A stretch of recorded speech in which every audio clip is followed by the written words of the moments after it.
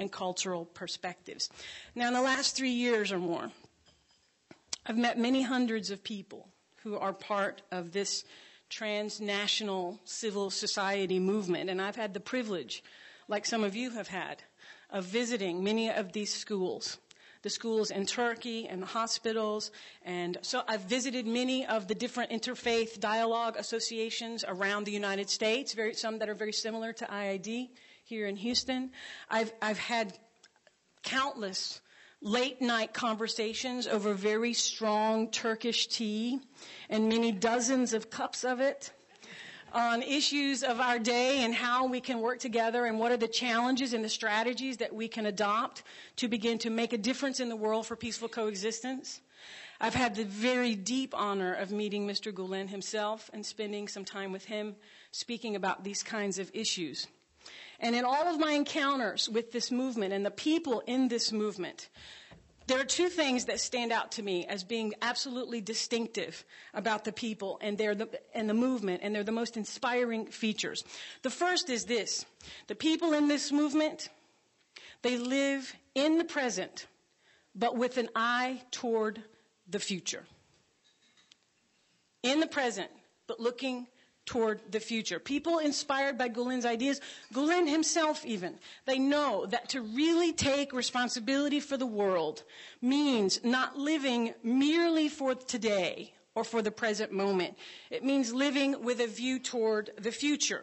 Living and choosing and building our lives such that our common human life is secured, not just for now, but for the next generation and the generation after that. Educating and building our youth today because they will be the leaders of tomorrow. They will hold the future on their shoulders. And so we have to prepare them now. We have to invest in them now. The organizations and initiatives that are started by people in this movement are endeavors of the highest order, in my view, because of this very simple reason. They are willing to make deep investments now in order to create a stable, peaceful, and enriched future for everyone, people they will never meet, people they will never know and never see. We're investing for them now. That is a very distinct thing. They understand that one of the most important questions we can ask ourselves as we go through the list of endeavors and things that we give ourselves to all the time in our lives, all the projects and initiatives that we give our energy to, the best question we can ask is this: what kind of future will this create?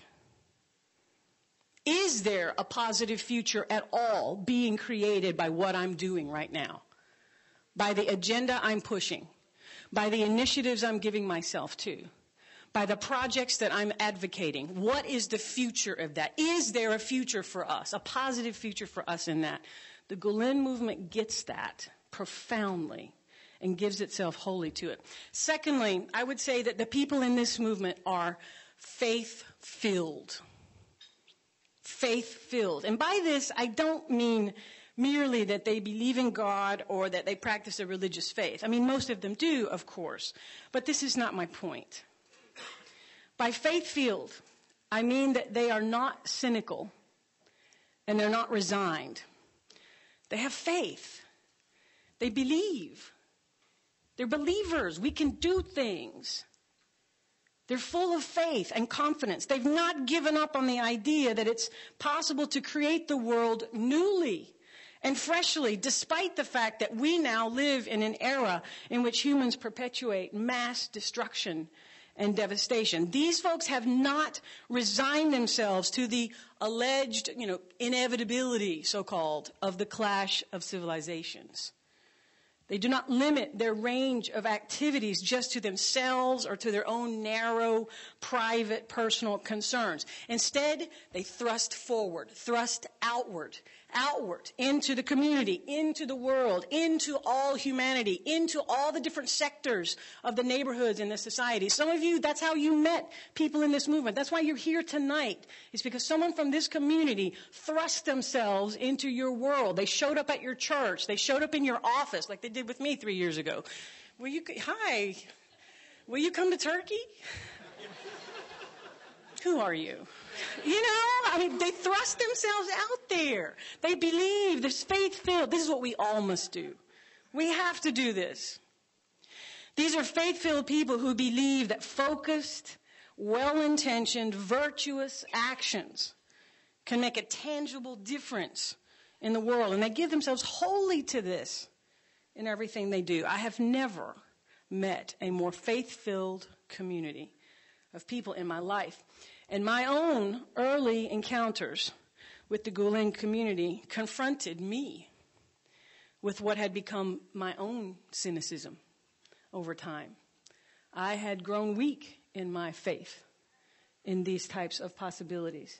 And for awakening my own faith in life and in what is possible, I will forever be grateful to the community of Gulen people, the people inspired by his ideas and inspired to give themselves and work the way that they have. I'm like our friend said, I'm a totally different person for the encounter here. So I hope that this evening is inspiring to you, that you're inspired by the people of faith that you see all around you, people here at IID who have extended their hospitality to us. It's a hospitality of shared table together, but more profoundly, it's a hospitality of the heart and the soul. And that is the deepest kind of hospitality that we can express.